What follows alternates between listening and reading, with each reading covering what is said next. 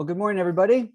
I believe it's morning in all time zones that would be on this call today. So thanks for joining us. Welcome to the 73rd episode of Lightbulb Moments. We used to call it the Weekly Financial Roundtable. It still is a Weekly Financial Roundtable, but it really is about lightbulb moments. And certainly, me personally, I've got so many lightbulb moments, and we're going to have many more today with our guests and some of the other things we're going to be talking about. So hopefully today you'll find those light bulb moments. Remember, money isn't the most important thing in life, but it is reasonably close to oxygen on the gotta have it scale. So I'm from Qnity. Our mission is to help greater financial success while also keeping an eye on doing what you love and having a great quality of life. Going what's complicated, confusing, and overwhelming to a more simple and clear path to prosperity. Using the new rules of engagement, which is simple, visual, and actionable. And remember, return on investment. We like to look at return on investment more holistically.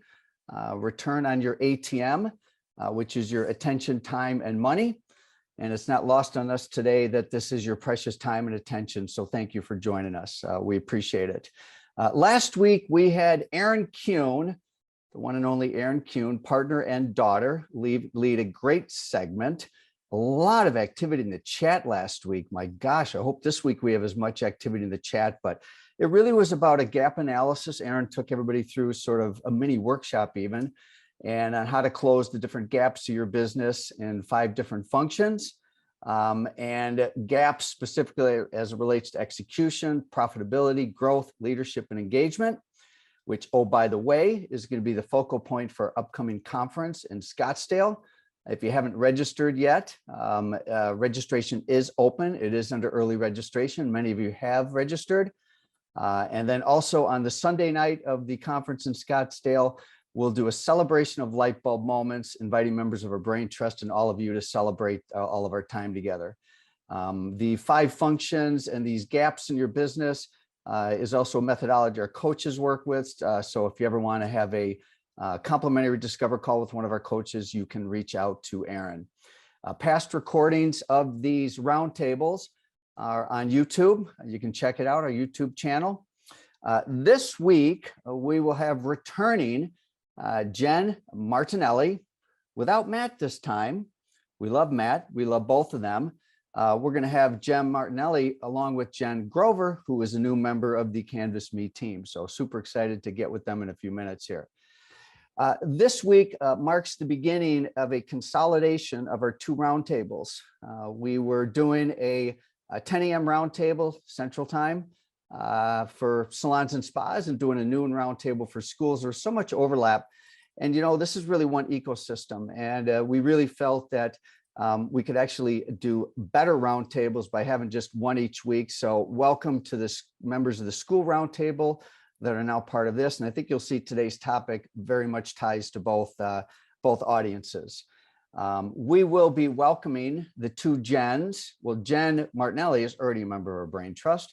We'll soon be welcoming Jen G to the Brain Trust in a little bit here. And they will also be part of the celebration of light bulb moments in May. We hope you have some light bulb moments today, like I said.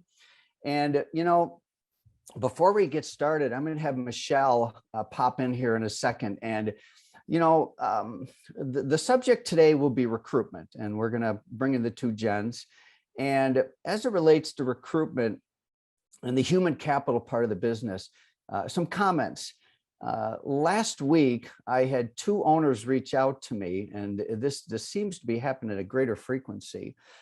2 owners reach out to me, and they're just tired of being in the human capital business, and they want to sell their business. In one case, it was a guy wants to divest one of his 3 locations. Another, he wants to bring in a partner, and you know, human capital is very taxing. The things that keep people up at night, Michelle, are people and money, right? And so before we bring in the Jens, you've had some personal experiences here at Qnity, Michelle, which I thought was relevant in terms of some of the things that we've done as we've looked at certain roles. So let's talk about that for a moment as a warm up before we get into the 2 Jens, okay? Yeah, absolutely. We've had hello, good morning, everybody. We've had a few positions open at Qnity for probably about 4 months. November of last year, we placed ads on LinkedIn and Indeed, and we did one social post with a pretty specific job description. We were looking for sales. We received no inquiries from our social post and a ton of applications from LinkedIn and Indeed. I was actually shocked by how many applications, but it was a ton of them to weed through, and very few of them were good fits. I scheduled 28 interviews and only 8 of them showed up. So I had 20 no-shows, time that I blocked on my calendar, and they just didn't show up. And out of the 8 that I interviewed, only one was a decent fit that for maybe a second interview. And so it was a huge waste of time. In January, we decided to take a different approach. We changed our messaging to really be about impact first, and also what's in it for them. We right away at the top of the ad talked about what's in it for people joining our team. And then instead of a specific job description, we asked people to come to us with what the perfect role for them would look like. We didn't do any ads. We posted on our Instagram and LinkedIn social, and then personally we shared on our stories. And also you did some direct messaging to people on LinkedIn who you'd worked with before or might have a connection. And every single person who applied is a great fit. One of the people we've hired and started onboarding, her name is Marie. She's on this call. Hi, Marie. We're excited to have you. But we got a ton of great options, and none of the interviews were a waste of time. And it's really a huge difference in approach. Well, and when you say worked on it 4 months, I mean, 3 months where we weren't like super intentional about it. I mean, we just kind of dabbled in it, but you know, it reminds me of a great quote. If committed, there's always a way. And we were sort of half committed to it. You know, we knew we needed the position. We had 2 to 10 going on. We had all this other stuff going on, and you know, our school course is blowing up like a rocket. But I think it was when we really got intentional about it, when we got super committed and took a different direction. And you're right, guys, give a shout out to Marie. She's new to our team. Say hi in the chat. A great success of finding the right person. And so I thought, Michelle, we should share just some of our experience. And, you know, I do agree that focusing on impact really makes a big difference. So, all right. Impact and what's in it for them, and really having people tell us what their perfect role would be. Helped us to learn a lot about people too before even the interview process started. You know, I've always had a philosophy, and I don't know if this makes sense to anybody, but I keep saying it and I completely believe it. You know, in terms of creating Qnity, I always wanted Qnity to be people to see Qnity as a palette, a way for them to sort of paint their dreams, and you know, where we can be a platform for them to really reach their dreams. And you know, tell me what your ideal situation is. Tell me what your palette looks like. And I think it really has created an opportunity. I see JP's on our call, for example, perfect example from our team. JP sort of was went through our class, moved out of state. She left her business. She was ready for something next. And, you know, so JP now is in client success for us. So I really believe that as employers in the space of human capital, really to your point, Michelle, very much what's in it for them. It sounds so basic, but then also just giving people an opportunity to paint a picture what their dreams are. So, yeah. All right. Well, let's, thanks, Michelle. I appreciate it. Michelle is the sort of behind the scenes. I don't want to call her the producer. That makes it sound like, you know, this is one big massive production, but she's been a big part of these roundtables. So thank you, Michelle. All right. So let's see. I'm going to come back up on the sharing the screen here, guys. And we will keep moving things along. All right. So we have Jen Marinelli and Jen Grover. Let's have you guys come off mute and let's see you guys this morning. Well, good morning. Hi, how are you? Hi, how are you, Tom? Well, good to see both of you. I think that we can now take this off. So, Jen, so what we have, Gen X, Gen squared. Jen G. I know I'm being sort of ridiculous here, but I'll call you Jen M and Jen G, if that's okay. All That right. works. So Jen G, you're the new player on the new on the block. We'll get to you just in a moment. Okay. But just in the interest of continuity, Jen, I had you and you and Matt as guests back in September. I think it was like September 21st. Yep. So my very first question, I usually ask this to returning guests, is what's changed? You know, what's changed since September, not necessarily in your business, but in the marketplace? Yeah, so happy to be back, Tom. I think a continuation of a lot of the same things you're talking about with our challenges of recruitment, but also we hear a lot, and we have heard some of this in September, but the burnout is real, right? And the juggling of all the different things that people have going on right now, and the shifting of, customer habits and how we have to adjust to that are really changing. And the burnout for that employee has been a struggle to kind of juggle all of that that's going on, especially in their personal lives. So we hear that a ton. We've been seeing a huge jump in freelance opportunities in terms of that professional wanting to, yes, maybe have a full-time home or freelance for a couple of opportunities. We've been seeing that just by changing that verbiage of this is a freelance opportunity allows for a lot more candidates because it's less commitment and it's more flexible with what they have going on. We still see salons turning away a lot of guests because they're unable to service them because they just don't have enough staff members. And, I love too, Michelle, you're talking about no-shows for the interview. I mean, I can't tell you that's always been somewhat of an issue, but accelerated times 100 now is we hear this all of the time. And most of that's as a result of this fear-based mindset. People are afraid to show up at that first interview. They don't feel good enough. They don't feel like, maybe they have what it takes to be a part of your team. And so that we've been seeing a lot, especially from the people we talk to in the industry. And really just from a Canvas Me perspective, focusing on services and empowering this beauty industry as a whole to show up as their best version selves and tap into their highest potential, which is why we really double down on getting Jen as part of our team as our Chief Impact Officer and really, assisting in those assessments of the current culture.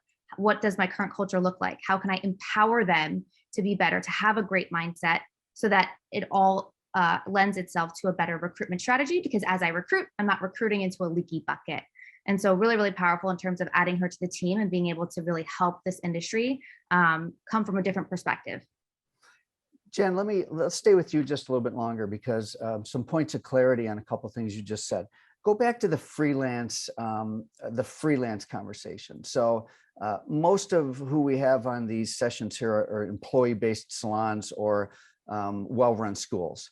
Yep. And so you're talking about freelance opportunities for employees inside a business. So side hustle, basically. Exactly. However, with the mindset of if you have a great culture, that freelance might drive them there as a taste, right? It's almost like a little dance. It's like the date before the date. To help them really understand what that culture is about, what it looks like, who are the people I'd be working for, with the intent that they're going to fall in love with you. They're going to fall in love with your culture and then become a full-time employee. I'm glad I asked you the clarifying question. So what you're really talking about is bringing a bridge to an employee. Exactly. So not necessarily someone that works inside an existing business and does a side hustle and still employed, but you're talking about a way to really vet new hires is to start out as a contractor. Exactly. And we're noticing more people apply to those freelance opportunities than they do the full-time. And that's for that reason, right? Yeah, I think that's a light bulb moment right there. I really do. I think it's a light bulb moment to give each party the opportunity to experience each other through a less committal, not as committed of an engagement by starting out part-time. In fact, we do that at Qnity. We usually start out with someone as a contractor and then we see if they're a good fit. Yep. So, all right, great light bulb moment. The other thing is, and Jen G, I'm going to get you in a minute. Don't worry, okay? Because you got a lot of wisdom. We got a lot of smarts on here. I love it. All right, go back to the no-shows. Why the no-shows? I mean, the first thing that I would go to is, I don't know, from a respect standpoint, it just drives me crazy, but that's something obviously I have to get over. But are you getting into the mindset of why people don't show up? Yes, 100%. So we talk to enough people in this industry. We talk to enough students all the way through to the journey of the professional. And 9 times out of 10, they're sitting before that interview wondering if they're good enough, if they're going to connect with that business owner. And most of that is because we're not humanizing the business enough to connect with that person. So some of us may have really, prestigious brands, and we may be all the rage in the community, which is amazing, right? We've built an amazing brand, we've built an amazing culture. But it could also be really intimidating for that up and coming professional that wants to be a part of your team, who has beliefs about themselves, which Jen is brilliant about talking about, but has beliefs about themselves of not being good enough. And therefore our beliefs create our actions, which mean we don't feel good enough. Maybe I just won't show up, right? And we create these self-sabotaging behaviors that we continue to participate in because we don't know any different, right? And we continuously get the same results. And so we believe that with the right education, with helping these applicants or these candidates understand their true value and becoming the best version of themselves, we're going to see less of that, right? We also must humanize that business. That business owner must connect with that up and coming professional that might consider working for them on a human level, not on a brand level, right? Like, this is me. I built this dream. I was you one day, right? And really connecting at that human level, at that level of vulnerability that creates somebody who's really massively excited to come in and meet you. And right now with the recruitment phase that we're in, you really have to sharpen the saw. How can I connect so authentically with that up and coming professional that's going to come and want to come to the interview and love working here? Yeah, I would love to hear in the chat how many of you are really finding the challenge of no-shows. I'm going to guess it's a lot of you. And I have to be honest, until Michelle just told me that, I had no idea in terms of our human capital needs that we had that many no-shows. I'm kind of taking that a little personally, actually. But Jen, one other thing for you. All right. With no-shows, and a part of it is a fear-based thing. What about confirmation calls that have warmth to them? We're so excited, give them permission to show up and maybe make it less scary. I mean, I don't know if you have any comments about that. 100%. Anything that helps bridge that connection. I 100% believe in that call. However, I do believe that the magic is in the video. How can we create a video of ourselves? And hey, I'm so excited to meet with you, whatever day. We're going to talk about this. We're going to do that. Welcoming you, whatever, your conversation is. This is my journey. This is my story. And I'm so looking forward to adding to our team. Looking forward to meeting you, right? Video speaks 1,000 words. And we know that especially this next generation, and honestly, all generations, who doesn't want to consume video versus reading something, or right. And so really humanizing through video and leveraging technology is really where it's at. Okay. Thank you, Jen G. And Kristen just made a comment to buyer's market, Yes. And it's absolutely a buyer's market. Jen G. Hi. We just met for the first time. And so you have joined Canvas Me as the Chief Impact Officer. Yeah. All right. And you are bringing some wisdom that comes from other industries. Okay. Mm-hmm. So the salon industry is I don't know if it's a new industry for you or if it's It's not completely new, but I also am in many other industries as well. So just so everyone feels good, that issue of no-shows is across all industries right now, not just the beauty industry, the medical industry, the technology industry. I mean, literally across all industries. I actually consult with a lot of hiring firms, recruiting firms, and they are just saying it's baffling to them. And it's just this lack of sense of responsibility as well, or this sense of commitment. And a lot of it was something taught they're finding in schools, where when we were younger, if you didn't show up to school, you were really held accountable. Where in the last few years, especially, the accountability is not the same and the repercussions aren't the same. So they're finding it universally as this lack of commitment and responsibility, which to Jen's point does help when you can date before you actually date and before you get married. So it does allow people to kind of test each other out and get to know each other and set clear expectations and standards. And that's another thing that each industry is experiencing too, is being okay with clarifying your expectations of the people that you're hiring before you hire them. So it's not like, when you date somebody And all of a sudden they're like, I want kids. And you're like, wait, I didn't want kids. And now we just been dating for 4 months. And so a lot of people are afraid to say that for fear that the person won't want to work for them, but you're actually saving yourself a lot of grief later on down the line. So Gen G, amongst the many things that you bring to the conversation, is this whole other industry viewpoint. And let's stay there just a little bit longer. Are there 2 or 3 other things that you find are like things that maybe would be trends that we might not be thinking of that you're seeing in other industries? Because to Jen M's point, beauty and wellness is its own category, and that's been the focal point of our conversation. What are you seeing from other industries, 2 or 3 other things going on? Well, one of the biggest things, and so much of why Jen and I and Matt started really talking about this and teaming up on things, is because the onboarding process is where things also collapse. So there's the recruitment and then the onboarding. And the onboarding for most people doesn't even exist. It's not a system, and it should be a system, a very clear system. And when the onboarding is happening, often it's deferred to other people without somebody significantly overviewing the entire process. Mhm. So the person getting onboarded is feeling like they're kind of not sure where they're going, what they're doing. And one person says one thing and another person says another thing. And it leads them feeling very unclear and unsure about what's really right, what's really next. It doesn't give them a clear guide to their future. So Michelle was talking about what's in it for them. So what they're looking for in that very first few weeks or months is, do I feel safe here? Do I feel like I have a future path here? Am I going to be fulfilled here? So that's the biggest question. What makes you fulfilled? And that's one of the top interview questions I suggest everyone ask. And what's an ideal culture look like? Whoop, And that whoop, also, whoop. Hold on, you're throwing some light bulb moments out at me. I'm trying to keep up with you, okay? In fact, I just found this because you guys are plenty of light bulb moments. Onboarding is huge, okay? But go back a little bit. Those questions, you just mentioned 2 questions. Can you go through them again? About fulfillment and what makes you fulfilled? So we assume often from our perspective what makes other people fulfilled, and often that's not their truth. And so we might dangle certain incentives, we might dangle certain positioning within the organization that really is irrelevant to that person.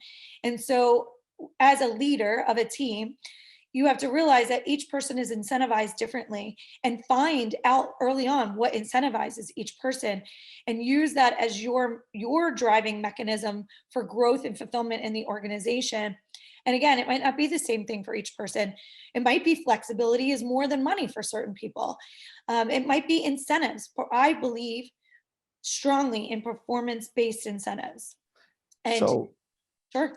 what was the other question you mentioned? It was what makes you fulfilled? And I think you threw another one out before I interrupted you, which I apologize. But you had me writing stuff down. So Totally fine. So the other one is, what does your ideal culture look like? That's what it was. Yeah. Yes. And then also, as Sue reminded, the question you're really asking yourself as the leader is, am I making people feel safe here? Because if people don't feel safe, they're leaving. If they feel sick going to work in the morning, they're leaving. Yeah, I'm just reflecting in with our group today, and I know we've got several Qnity clients, we've got coaches, we've got educators, and I know a lot of them are thinking is we have certain tools that help flush out what makes people fulfilled. And one of the things, Jens, that we have really leaned in on pretty heavily is the importance of visual communication. Mhm. And so some of our tools are designed to not just tell us what it means to be ideal culture. Yeah, Carrie Perkins, Carrie, weigh in on this right now, because the Q plan and the life map puts to pictures really what fulfillment, because sometimes people can't articulate with words, especially our audience, especially creative, right brain, visual learners and professionals. And so the Q plan, the life map are really great tools, as well as the 9 grid to really pull out from people. So anyway, I had to throw that in because I know many people on this call are thinking about this, and they've got a tool that's right at their fingertips. So, all right, Gen G, let's see here. Now, during the interview process, we're going to stay with Gen G a little bit longer here. Are there certain red flags and certain things to lean in on and lean out of during the interview process that might be good tips for our audience? Yes, absolutely. So one of the other questions I ask, and this is always in an interview question, is what do you want more of in your life? And this helps you get to the deeper core of somebody's soul, who they really are. And they're going to give you some superficial answers. Time and money is number two, the top two things for everybody, but dive a little bit deeper. But what else do you want more of? And give even examples of more deep rooted things, like more calm in your life, more organization. And then you're going to see what somebody truly desires. Another thing is when you're hiring, most people, they're asking questions that are more technical skills. And you can really see that off a resume. Where things usually go awry is in the human capital side, in the sense of human behavior. So the human behavior questions are really important. I believe strongly in situational questions. Take situations that have already happened in your organization and ask them, if this happened, how would you handle this? And let them really think through that answer. And you'll see the red flags, if there are some, in, well, I would tell that person, and you'll see how they would tell that person. Are they reactionary? Are they responsive? Are they calm and cool and collected? When you're asking yes and no answers, you're not going to see the depths of someone's personality. It's the situational ones that you're always going to get to really see somebody. And also, what is their dedication to personal development? So if they're not willing to grow, if they think they already know everything, that's probably not a great candidate. If somebody is growth seeking, growth minded, then you've probably got somebody that's really good for your team, that's always going to be working in a mastermind together collectively. And that leads me to one other really big point. In the last few years, what I've worked with a lot of companies and seen have an enormous shift in how an organization's culture evolves is moving from the meeting mindset to the mastermind mindset. So instead of just having meetings where the leader is speaking at somebody or the leaders are speaking at people, bringing it together where everyone feels that their voice matters, going back to feeling safe again. And you're also gonna get a lot of great ideas from other people in the organization that you might not even have thought of if you were just dictating philosophies or rules. And so the mastermind opens up for everybody to actually feel safe and grow together, versus what I see in every industry, but very much in the beauty industry. People feel like they're working so hard for somebody else and they don't feel as appreciated. And that's where things also fall apart. Thank you, Jen. All right, Jen M. Are there certain recruitment practices to just stop? It's like, just stop doing it. It just doesn't work. Yeah, I mean, for us, talking about everything we've been discussing here, right, is stop just using words, right? Words don't resonate. We also know, especially in an ultra creative field, right, beauty professionals want to watch video and understand more about your culture. And so really just stop using words, humanize your brand, tell a story. Who are you? To really connect with that right person. Going back down to understanding and having the clarity of what your job description, like these boring descriptions of like, this is what you're going to be doing every day, rather than these really beautiful essence of what your culture is about, what's in it for them. Why, we have a career path built for you. What does this look like for you? We see a lot of just like bullet points of like, this is what you're doing. And these are the qualifications, right? It comes across as very, hey, you're going to come work for us, and these are the things you need to do for me, versus what we talked about in the beginning, what you're doing for them. Also passively just waiting for candidates to apply. Like we can't just, like, people think we're just going to like put this somewhere and we're just going to sit back and wait. And so I love how you use the word being intentional, right? I don't think enough people are intentional with their career opportunities and really pull all the levers that they can pull, like having their happy employees assist in marketing of this opportunity, right? This is a great opportunity. Everybody should want to work for this company. I love working for this company. Do you want to join us, right? And so really just pulling all those levers, versus they believe that they can just like slap this thing somewhere and sit back and wait for things magic to happen, versus really taking that proactive approach of having that level of clarity. I think also really waiting for that perfect candidate, right? Like we're all really we're not assessing so much on technical skills. We're really assessing who this human is. Do they fit as part of my culture? And like to Jen's point, do they have a growth mindset? We've heard a lot of even salons that don't even do the interview. They just say, hey, let's go have a cup of coffee. Let's go sit down somewhere and have lunch or grab lunch together, right? To really understand who that person is as a human and what their potential looks like. High Jen, level. Yeah, no, that's great. Lots of light bulb moments. Thank you, guys. I mean, this is really great. I mean, I see there's a lot of stuff going on in the chat, which I haven't read yet because I'm focused on you guys. Now, Jen M, out of the box, are there any out of the box recruiting, or let me phrase it this way. This is actually a question from Michelle. What are some of the wildest things that you've seen people do that have actually worked? Like wild ideas that have worked well in recruitment? Is this for Michelle, you said? No, I said Michelle had gave me that question. I think it's a great question. It's for I'm sorry. I was trying to answer to a chat question. Yes. Some of the wildest things, I mean, not super wild, but some of the things we see, we really believe in the hosting virtual events, right? And so, yes, you can bring in the local community, but how can we digitize this beyond that in-person meeting, right? And so you did that person once, how can we digitize this and move this beyond? So really hosting some kind of career fair, right? We see a lot of people do this where they drive in local community or local students. So we drive them in, we have them look around, we talk to them a little bit, we have our employees talk to them. So how can we digitize this beyond that in-person meeting? And so what we believe in is having a QR code of landing pages where you can exchange information. And we do that beautifully where we then connect beyond that in-person so that you're connected beyond that one-person meeting.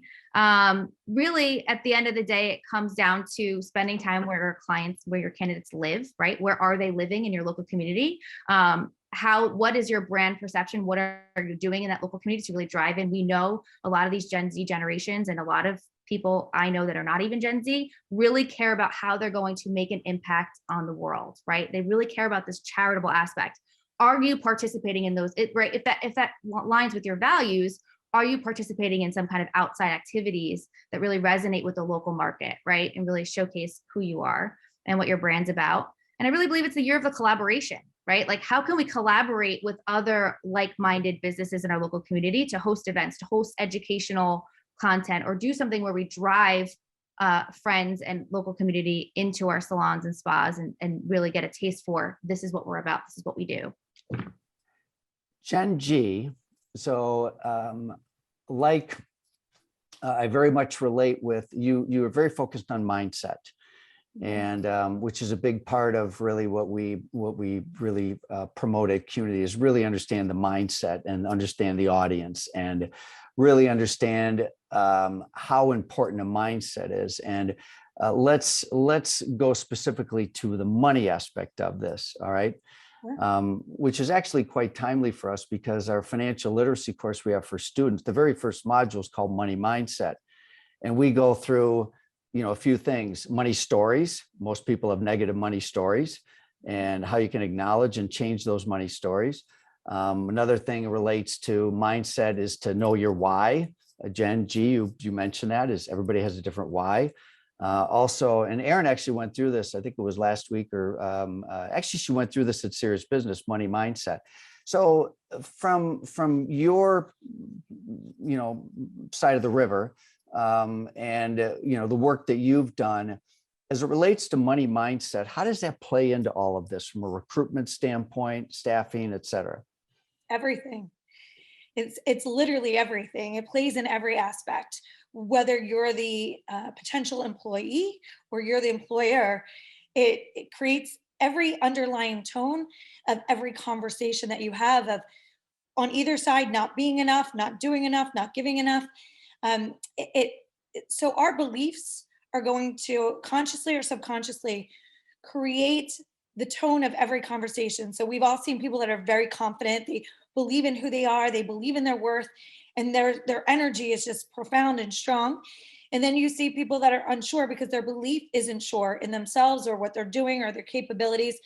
So fine tuning to me for every client and every industry that I'm in, I will not begin the coaching process to up level without working on the mindset first, as you've just mentioned, because you could be great, you could have an incredible skill set, but if you don't have the right beliefs in alignment with what your end goal is or your desires are, you will continue to have self-sabotaging habits that will constantly keep you from where you are. So, you said money story. I grew up in a blue collar area. My father grew up dirt poor at the end of the Depression. So he had a very scarcity mindset.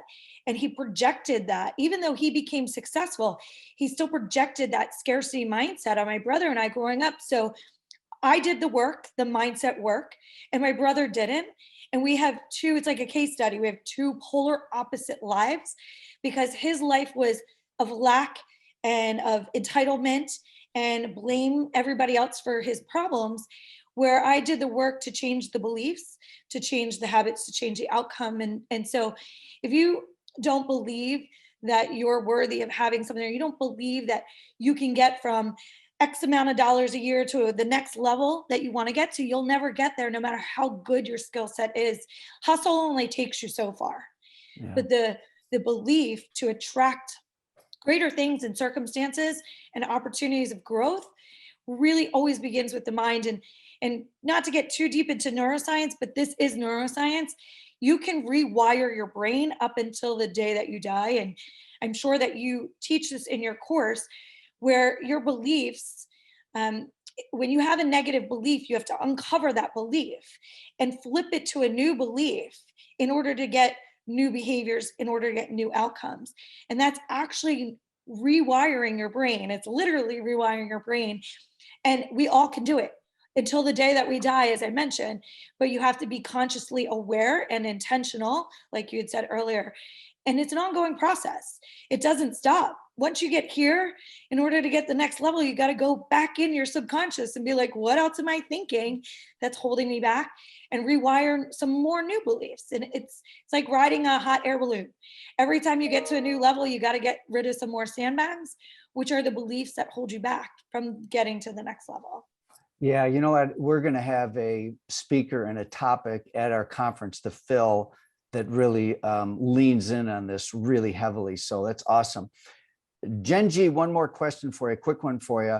Sure. And then Jen M, I'm going to get over to you on a question on how schools and salons can partner beyond just the stuff we've heard for so long. So Jen G, question for you really relates to when we were spending a little bit of prep time and you were talking about people undercharging.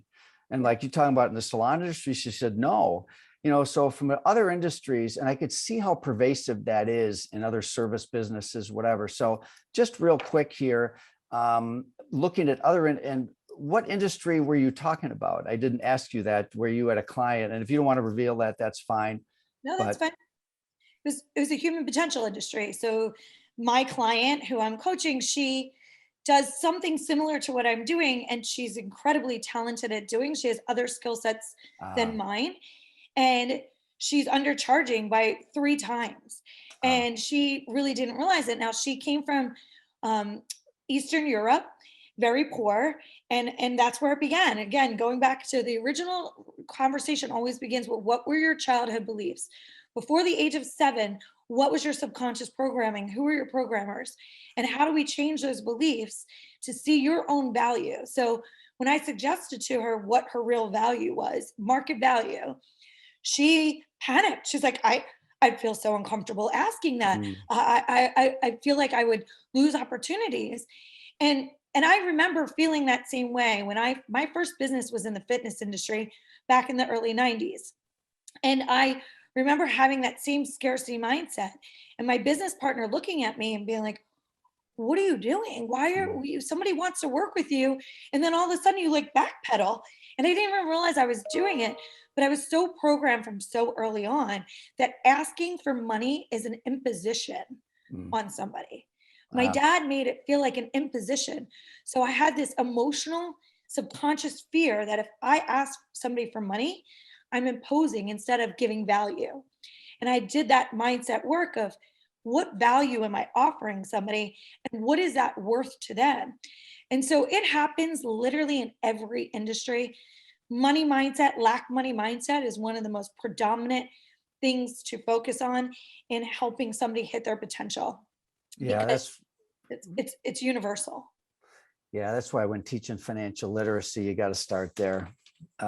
And you know, I undercharging and failure to raise prices on an individual level. We've heard Jen, we've heard that, you know, as long as we've been in the salon industry. And then salons failing to do overall price increases. Jared, the CPA, Jared, I mean, if we could do a little math here, I've got the amount of money of lost opportunities would just blow all of our minds from a collective standpoint from beauty and wellness, pro beauty and wellness. So, all right, Jen M. I think this is not my last question, but and give us just a summary on this one. So, ways that salons and schools can partner together better that maybe they haven't thought of. Yeah, so I mean, we're really passionate about the mentorship aspect of allowing salons to host mentorships or shadow days through schools that will allow those students time in the salon or spa before they graduate. And we see that this will help them with their fear-based mindset because they're getting more comfortable in that salon space. Like, yes, we have the floor in our school, but we're not creating those outside relationships, right? It's like a safe space. So how can we get them into these salons? So we find that creating a mentorship and applying it just for students while they're in school to allow them to come into our local salons and spas to work with our team. Maybe it's a shadow day, or maybe it's you already host every Tuesday is Education Tuesday, right? Or every Monday is Education. Have a local group of cosmetology students or the top class, or do some challenges at the school, whoever sells the most retail today. I don't know, right? Making it really fun as a level of achievement that you can now go shadow or be a part of this educational event in this local community, and driving that, you know, we shouldn't just be looking at students when they're on the verge of graduating. We should be nurturing them throughout their educational careers. And statistically, we see that these students want to be nurtured. They want to be touched by these businesses and establish somewhat of a relationship before they graduate, so they really feel that comfort level when they graduate to say, this is the one, I'm going to go there and I'm going to show up that interview and I'm going to kill it because I want this so bad. And so that's really what we encourage, is how can we get those students into those into those salons way before they graduate and continuously nurture them throughout that whole journey. And that we do that through mentorship or educational opportunities that they could just apply for, or the school can just host a really cool event or something really fun for them to do. So that's my one big event, a big idea. I mean, obviously, of course, making sure that you establish those relationships with the school, going into the school frequently, staying top of mind, things like that. But I think a lot of people are doing that right now. So I guess a question I often ask people, I guess I'll ask you too, but maybe this one might remain unanswered. And that would be, what question didn't I ask you that I should have today? Oh, I love that question. Well, one of the things I wasn't asked specifically, but wanted so desperately to interject in was creative recruiting strategies. And keeping in mind that there's two parts of recruitment. There's the first part of creating a pipeline, which Michelle talked about earlier. She had quite a pipeline, but they weren't the right fit. So how do you get closer to where your people are, right? So every industry has places where every industry usually hangs out with people in their industry. So the key is always finding out where those people are. And so a great example is, the schools. There's local restaurants, there's local cafes, there's places where they go and hang out after they're done school. So finding those places and doing really cool commercials and advertising, there's TVs in those places. There's other traditional ways to advertise too, but having cool commercials running loop, it's so cheap to advertise that way. And doing fun commercials that show your culture and bring you to where they are, or on like a Canvas Meet platform. You have anything that can bring video and your culture to life is really important. And then remembering, now that they're there, it's also the next interview. It's the next date. It's like the second date. where you need to not just be asking about them, but also getting them to want you as well. And that comes with a lot of what we already talked about. Like, what are the incentives? What is your culture like? What are your opportunities of growth and fulfillment? And that's what they really want to hear, especially Jen mentioned this younger generation. I have 17-year-old twins. They really do care about the impact that it's making in the community. And that Ivory Ella t-shirt was a big thing. They knew that the money went to these elephant reservations. I brought them home a similar shirt that said "do good stuff," and they're like, "Well, what does it do?" So what do you mean, what does it do? And they really cared if it did something, if the money went somewhere. So finding out what motivates them and having that opportunity of community impact really does matter to this younger generation. Yeah, and I think too, sorry to jump in, but I think also from a video perspective, a lot of people get tripped up like, oh gosh, I have to create a video. The authentic video right from your phone, not the produced, like I have to now hire a video crew. The authentic video right from your phone that talks to who you are, what you love, what you're about, and what you're doing for the community. Well, what a great conversation with the two of you. Guys, give them a virtual round of applause. Give them a little shout out in the chat. Jen G, welcome to the industry and working with two great humans. Thank you. Jen and Matt, we love these guys. They make a big difference. And so we got to meet you like firsthand. I've seen all the announcements about you. And are we your coming out party? I mean, are we one of the first group that, is that true? You are, Tom. Yes. All right, there we go. It's a first. Well, we can claim to be Jen G's welcome party. So warm welcome. Love it. So anyway, we do want to officially award you the $1 Million Light Bulb. And as a member of our Brain Trust, let's give these guys a virtual applause. And we will definitely have you back. And you can repeat after me, if you will. See you at the Phil. See you at the Phil. All right, excellent. All right, guys. Thanks much. Tom. So grateful. Thank you, Tom. All right, let's see what else we have here, guys, before we wrap up for the day. I want to see who's on the call. Yeah, okay, see. We certainly hope we're going to see all. Oh, okay. I didn't mean to do that twice, everybody, for goodness sakes. All right, here we go. So yes, you are invited to the Phil conference when also a celebration of light bulb moments. We'll go through the 5 gaps of the business. It's also an opportunity to fill your bucket. And we heard that loud and clear about burnout.